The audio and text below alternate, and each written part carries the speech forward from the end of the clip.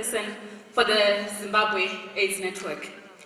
I've greeted already, and I'm here to offer a solidarity speech today in commemoration of the World AIDS Day. It has been a long journey since we discovered our first case of HIV in Zimbabwe, and we have made great strides as a nation in HIV prevention, treatment, care and support.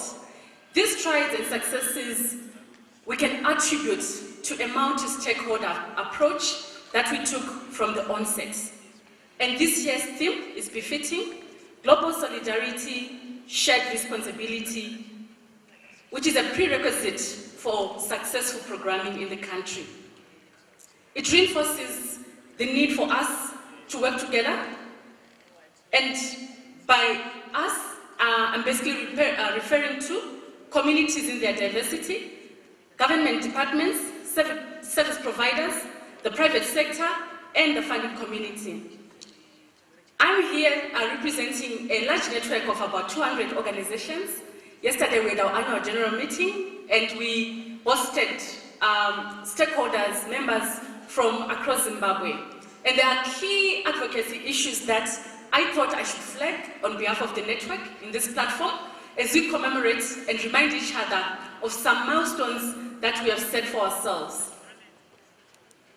So the first advocacy issue that I would like to flag in this moment is with regards to our adolescent girls and young women.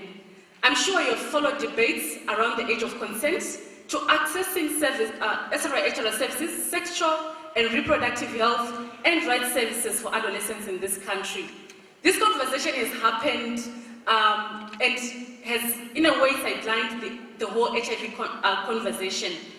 The drive by the civil society advocating for increased access to SRI-HR services was based on research which demonstrates that the HIV prevalence rate among young people, and specifically adolescent girls between 15 to 24, is very high.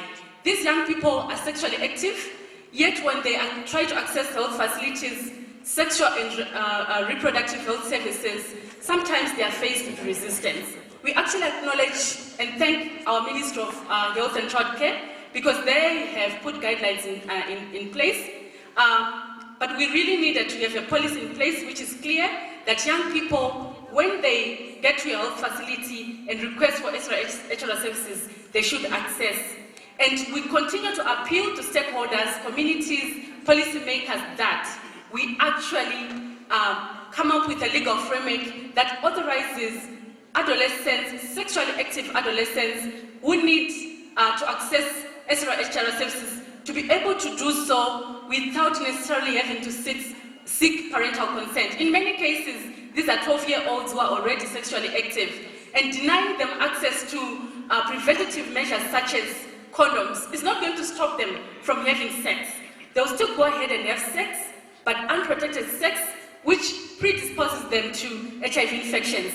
I see the MCs here, but I just wanted to flag the last two advocacy issues that my network has asked me to speak about.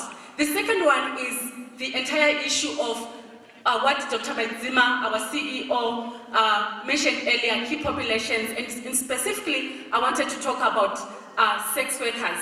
We know that our partners, the Global Fund, PEPFAR, and others, have supported immensely programs by the Ministry of Health, by the National AIDS Council, and sex workers are being targeted. However, to our policymakers, we continue to appeal to you so that sex work is decriminalized fully in this country. Because sex work continues to be a criminal offense, many sex workers are forced underground, so they will not come out, they will not do it in the open, and then we can't target them effectively with programming. Besides, if you go to communities, I've colleagues, sex workers who are in airports who have said, sometimes they're also exploited by the police who say, if you don't want me to arrest you, you have sex with me. So at the end of the day, they're also being sexually exploited. In many cases, we are told the police officers will not use condoms as a basis. tikaita pasina condom mhosva yako yadzikira. So we are appealing to our policymakers to look at that. And lastly, apologies MC, and lastly I wanted to talk to our funding community. We do acknowledge the support that has been offered to CSOs in this country, but I think we have community-based organizations that are really struggling out there.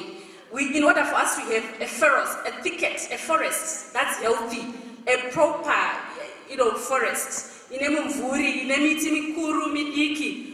need to water all the trees. And what we have continued to see is that organizations that are privileged to be located in Harare, we have access to unlimited Wi-Fi, who can continue to be in spaces and interact with donors, have continued to benefit. And